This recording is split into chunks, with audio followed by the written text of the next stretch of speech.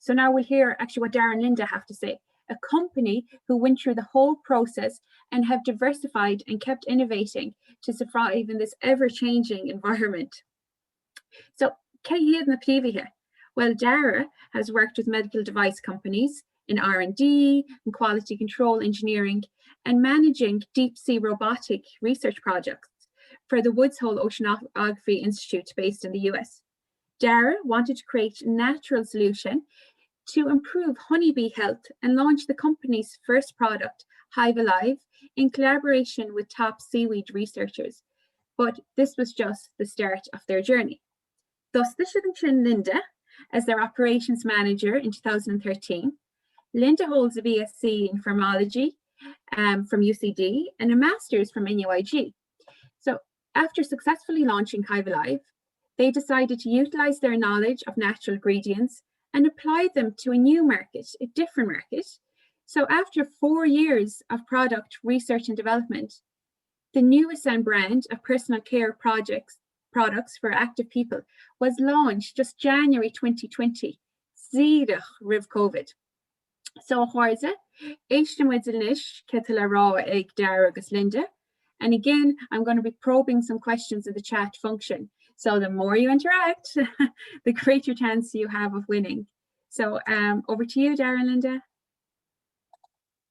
Great, thanks very much. Thanks very much for the opportunity to be able to speak, for myself and to be able to speak, and thanks to the previous speakers as well. Actually, it's the stuff there we don't know as well, despite us doing this the last 10 years. So we're always learning as well. Okay, let's get off that here, right. Okay. So yeah, we're going to go through this fairly quickly. So we're going to miss stuff. So there's going to be questions that you guys want to know, and we highly recommend that you put something in the chat and ask the questions. There's a nice gift box at the end for the best questions. So I'd say fire the questions out as we go through.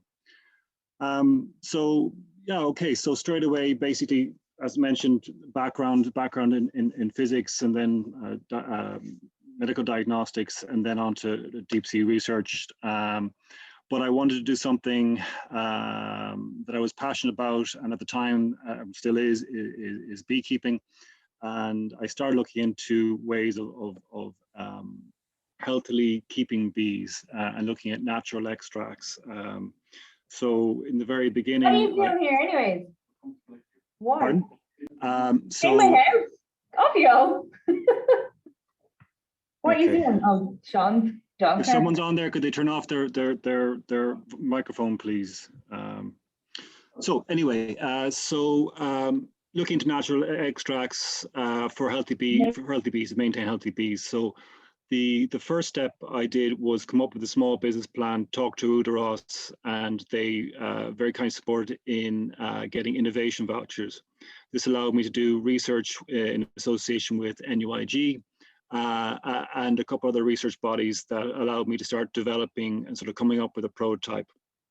And then that took some time, but later on in the late 2012, started basically looking for more funding to get up and running and get a product out there and out to market. We'd sort of developed test products at that stage and built them out to beekeepers and got good feedback, and we're at a position then. And we're very lucky again to have Udaros supporting us and along with other investors to allow us to do that.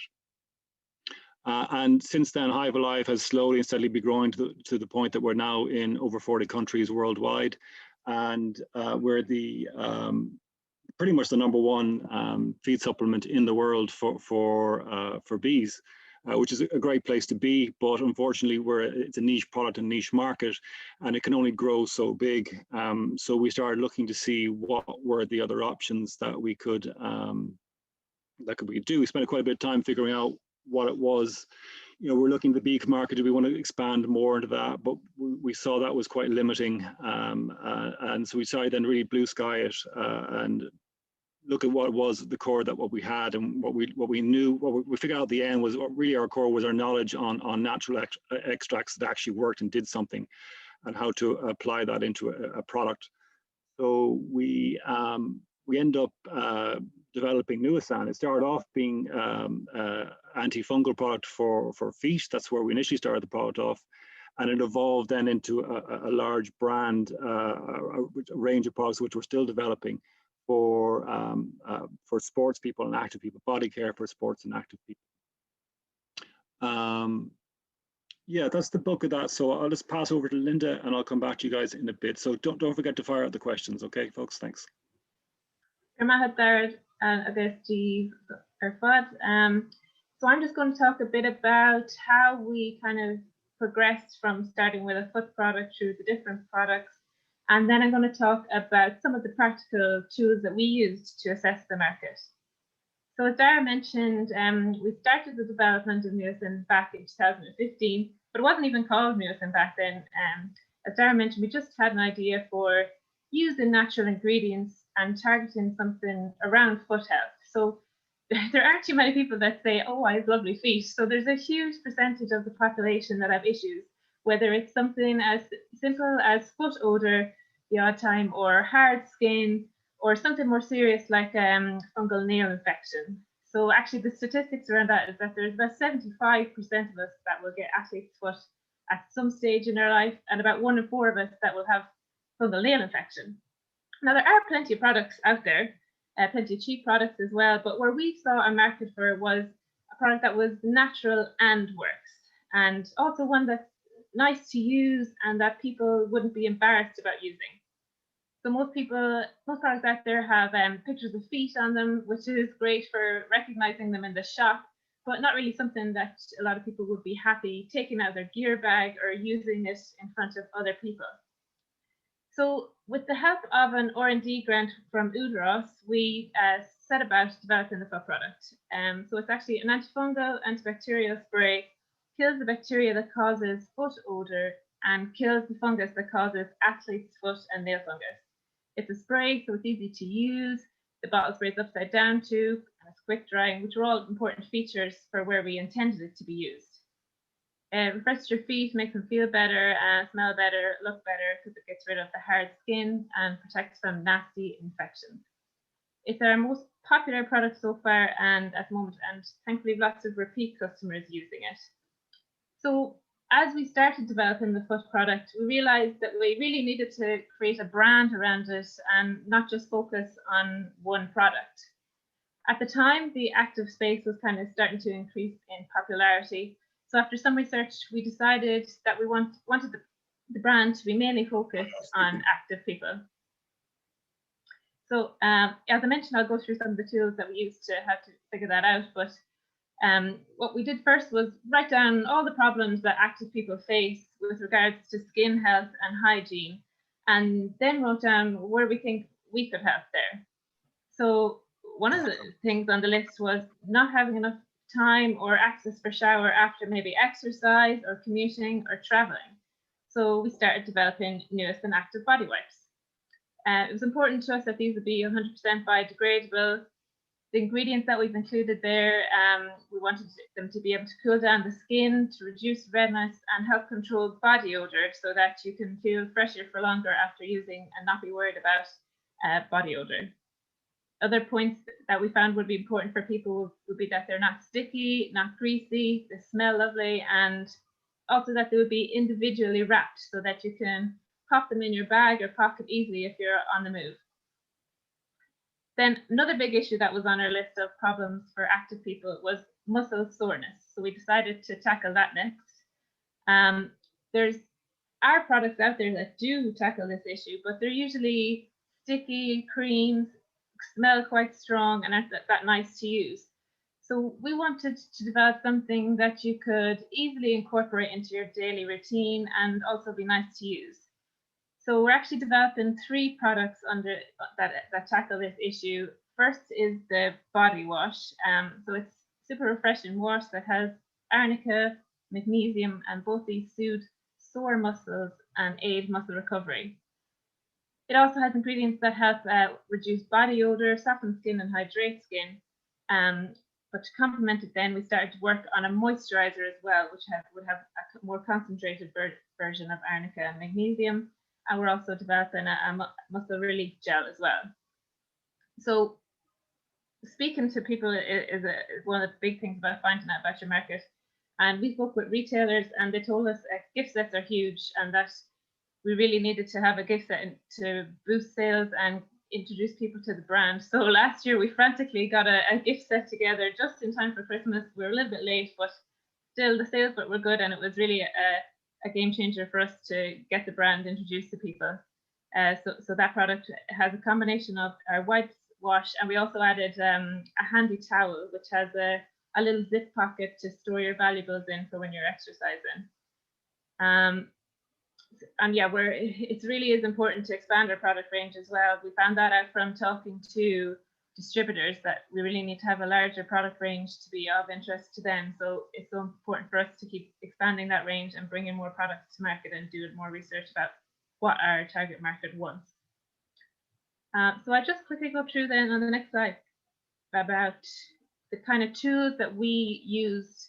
We aren't from a marketing background. Both of myself and Dara were both from science backgrounds, so we aren't experts in this, but this is what we found gave us the information we needed quickly and easily for us.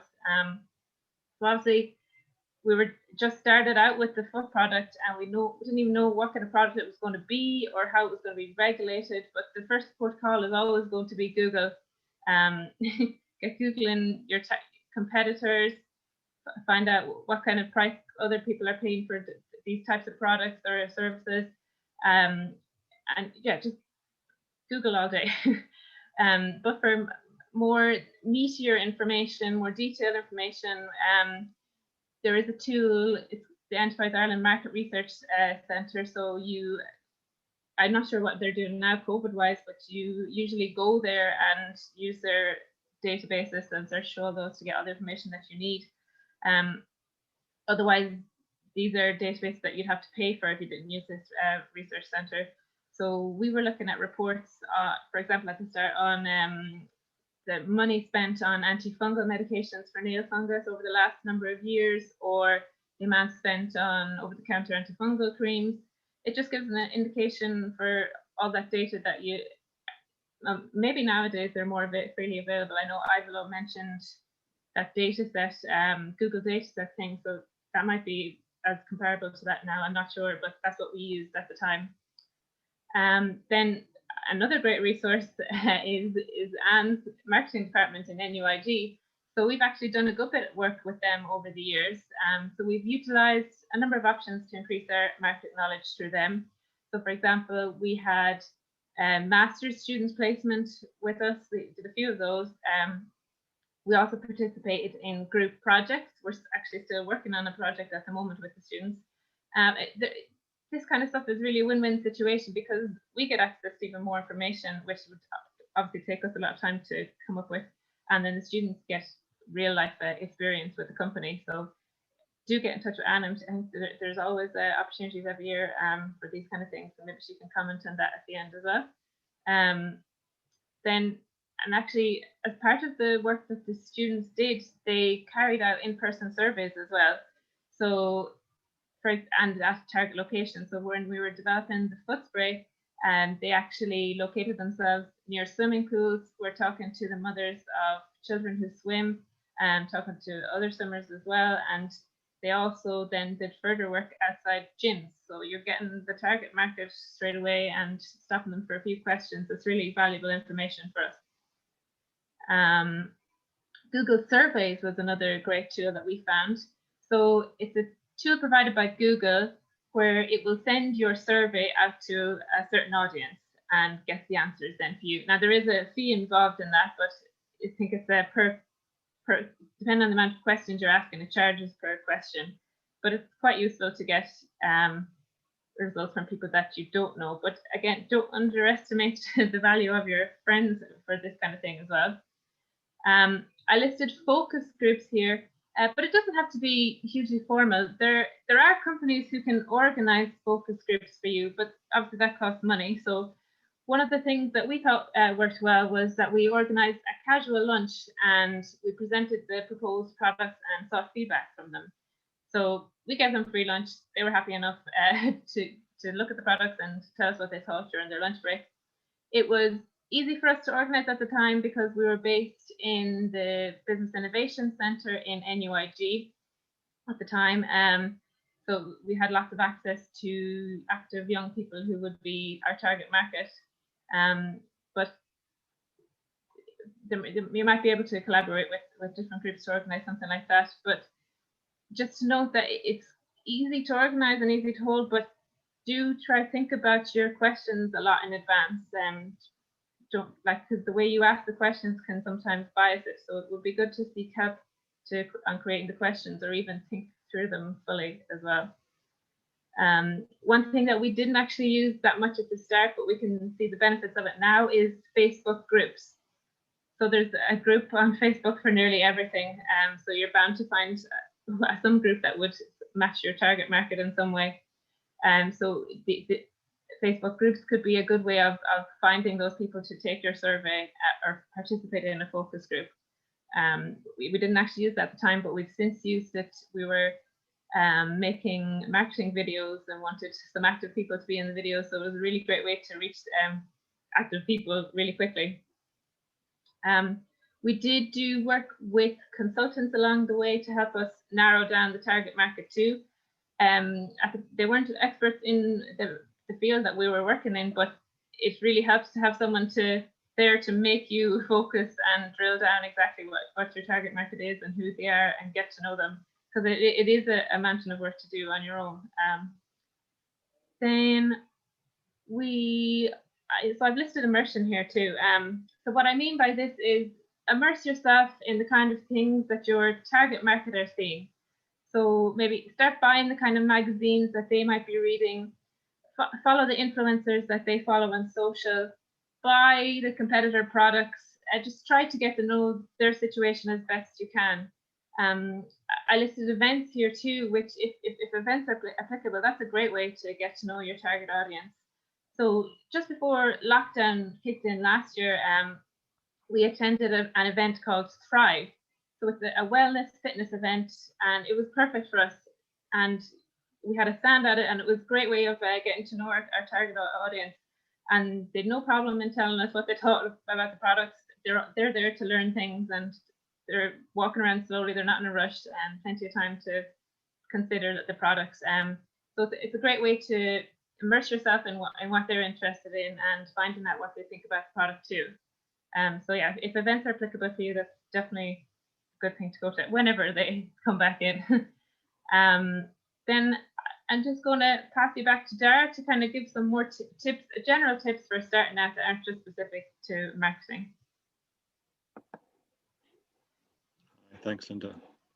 So I'm going to fly through this because we seem to be running out of time. So, so first and foremost, your funding body, Údarás, is going to be essential, not just for funding, but for support. And there's no way in the world we would be anywhere at this point without the support from Údarás continuously. We wouldn't have developed Hive Alive. We would not have developed Nuasan. There's no way it could have happened. So that they are vital for you guys. As Linda mentioned, internet is great, but do not underestimate your friends and your family, and talking to people, and pick up the phone and calling someone. And you know, you only get a certain angle when you're on the internet. When you talk to someone, you find the negatives and the positives, and that's really important to find that out. And when you're talking to your friends and to your family, and anyone, is don't be just listening for what you want to hear. Listen for what you don't like to hear as well. It's very easy to kind of be blindsided and kind of go, yeah, I heard something, you actually didn't really hear it at all, you just interpreted it as something else. So be aware, and a lot of the time when you talk with people, they're actually giving you hints and ideas the whole time of how you can tweak or improve your product, and just be really good listener. That's really important. So a lot of our focus was on the end user and developing, I suppose, both the products really, but do not forget to focus also on who is going to be selling your product. Are you actually going to be selling directly to the customer, or will you be selling to a distributor? And in that case, you may need to tweak your product relative to that, because the distributor might be looking for something and the customer might be looking for something else. And if you can't get it to the distributor, and that's your business model, isn't going to work. So you have to be thinking of all the different steps along the way before the customer puts his hand in the pocket to buy the product.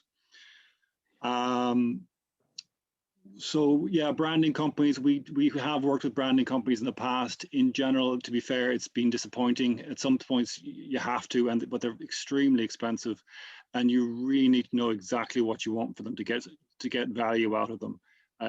Do not go to a branding company, because they are going to come up with you won't have articulated yourself what you need first, and they're going to come up with something that you may like, but the odds are you probably won't like, and you just spend a lot of money on them, and you won't be happy. So just be wary of that. What else? So yeah, it does for Nuasan. I mean, if you saw many versions of the logo we created for Nuasan, you'd be horrified. It takes a lot of work. It takes a lot of iterations.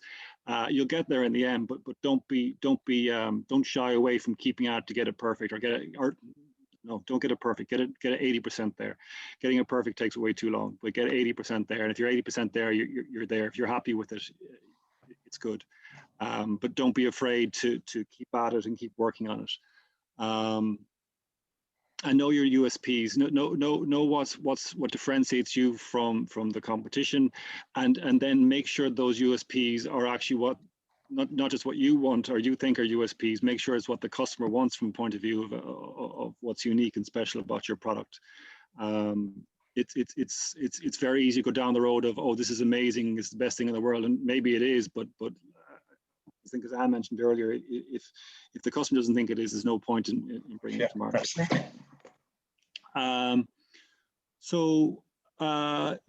Also, when you're developing products, stuff like that, you will hopefully be talking to different people they'll be offering different services, whether it's packaging or transport, whatever it is. Don't be afraid to tap into these people and get as much advice as possible. Like, for instance, we use KPS, they do all our packaging, and they had done for Hive Alive. When we're developing Nuasan, we spent a lot, they were great. They spent a lot of time with us, going, this is how you could do this is how you could do that. I mean, that's, what sort of material to use in the box, how to do this and that, and you'd pay a fortune for that if you were using a consultant for that. But a lot of these, if you get good suppliers who want to work with you, they're invaluable. Then pricing. So figure out your pricing. Make sure you know exactly how margins work, how markup works, how is there going to be VAT applied to it. So make sure you know that if you're designing something that is going to be at a price point that people will accept. Very, very easy to forget even little things like that, and that's a significant add-on to the price. So make sure that you've thought that through. And I think another point to mention as well is that's important is not every business is a .com overnight success. There's kind of like this background pressure on people to kind of just become successful immediately, and most businesses aren't like that, and a lot of the ones that become successful overnight generally aren't successful for very long periods of time. Hive Alive was a very slow burn at the beginning. We kind of knew it would be anyway, because it took a while for people to use it, and the sales cycle and all that went with it. But it's slow and steady, and will be slow and continue to grow steadily, and that's what we like. Just I suppose don't be too disappointed if you're not getting overnight successes, but be ready to keep at it and keep plugging away. Little when you're designing thinking about what you're making, little details do make a huge difference. Like, for instance, when we were designing the Nuasan products, we were very conscious of, if we're going to have to ship this, is it going to be too heavy? How big is it going to be?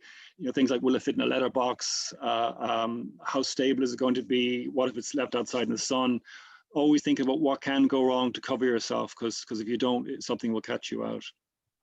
And as we kind of mentioned, marketing, it's never finished. You're always working on your marketing. You're always developing it. You're always trying to improve it. You're always trying to adapt to whatever the new things coming around the corner. So that's important. You probably all heard of getting your elevator pitch sorted, but I would also suggest that get that down to less than 10 words if you can. Make it very succinct so you can bang it out so people know exactly what it is in a very concentrated form. Know your customer intimately. And Vilo also talked about this. We did some stuff on design thinking. We found that very helpful for really getting into the customer's head and going through the steps of how they go to the process of actually buying something, and that's important. Don't be too precious about your idea. We had an idea in the very beginning. It was going to be for Nuasan was going to be a foot spray. The sport angle of it hadn't come into it really at all at the time. We were quite flexible and able to change and adapt, and we're very fortunate that we have been able to do that. And that's based on learnings that we came along and we were open to those changes. That's important. Focus groups. Focus groups are good. They certainly have benefits, but Linda alluded to as well, just be careful of them. I mean, if you were to talk to a focus group 40 years ago and say we're going to make bottled water, they'd all laugh at you. So you have to be thinking, take it all with a pinch of salt and watch out for leading questions. Focus groups would generally tell you what they're thinking at the time. It isn't necessarily what's going to work or what's not going to work. And of course, it's really important to be reading, especially international stuff, as much as possible, news and different news outlets and different news channels, to kind of picking up on little things.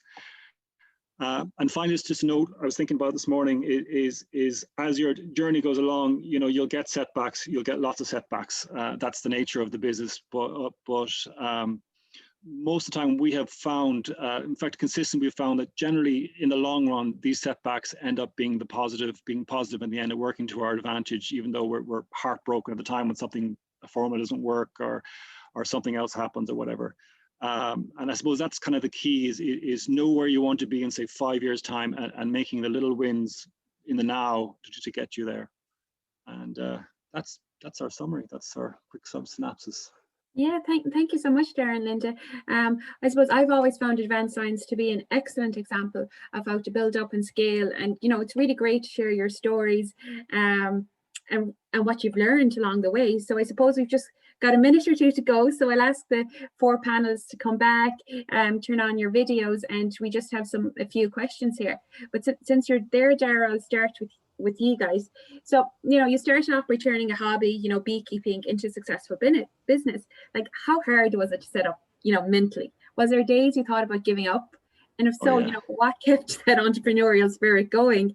And Miriam has even asked, like, where does your ideas come from?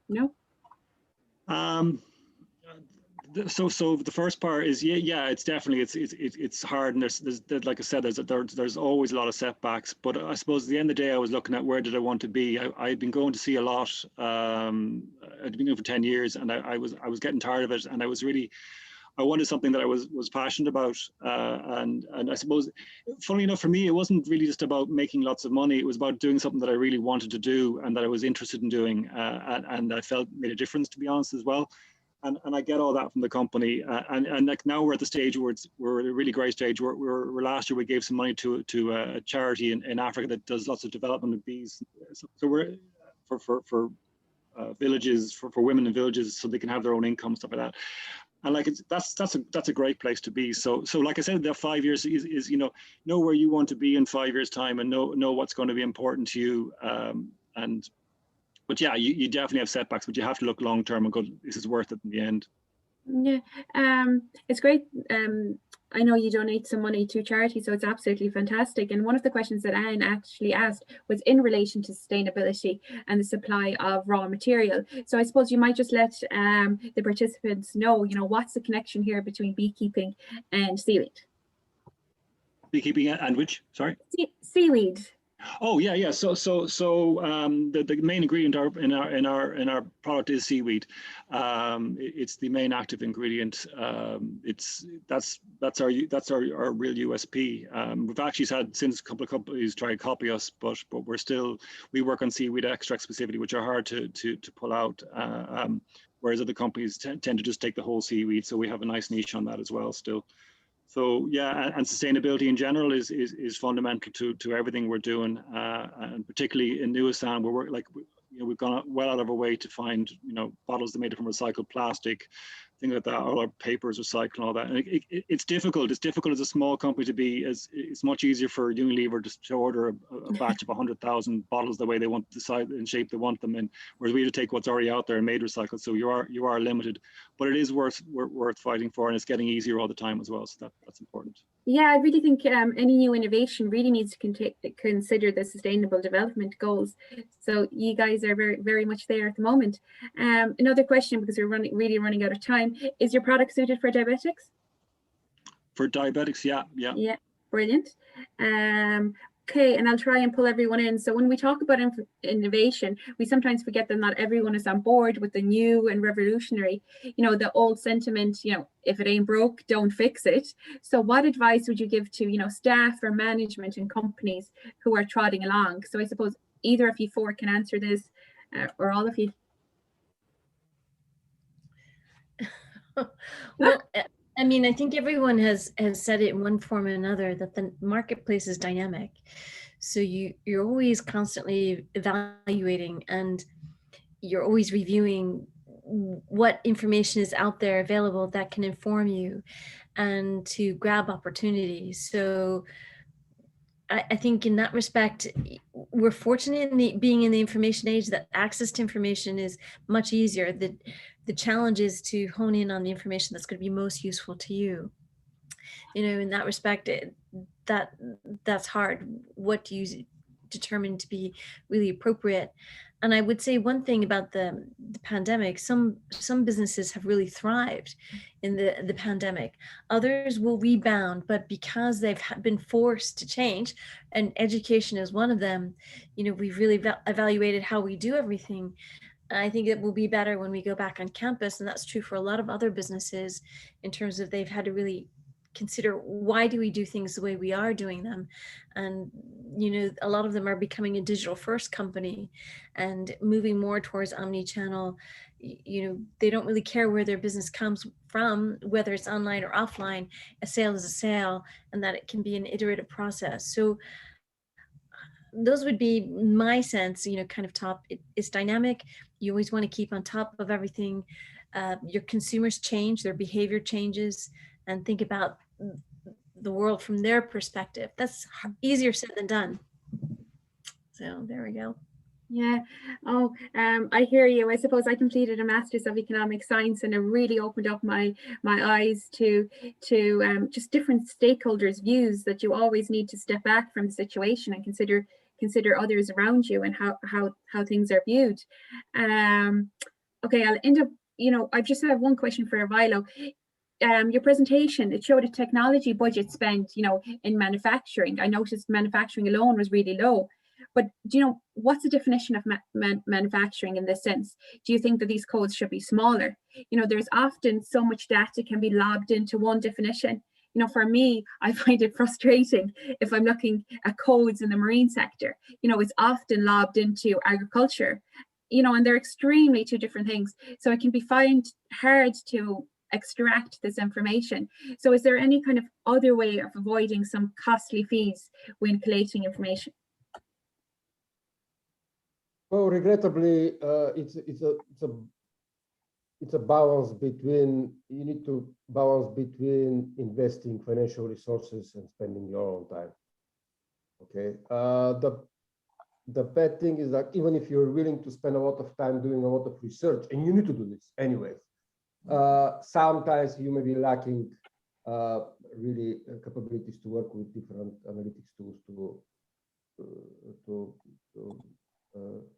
have a final result with insights. Okay, because in the end, what's the end result of all this analysis, right? The end result is a certain insight, understanding of something, but which is relevant to your business, and you can act upon this. Okay, we are not doing this analysis for knowledge per se, like probably in academia when we are working for knowledge. We are working to gain insight and to understand something on which if we could act upon, we could improve our business results.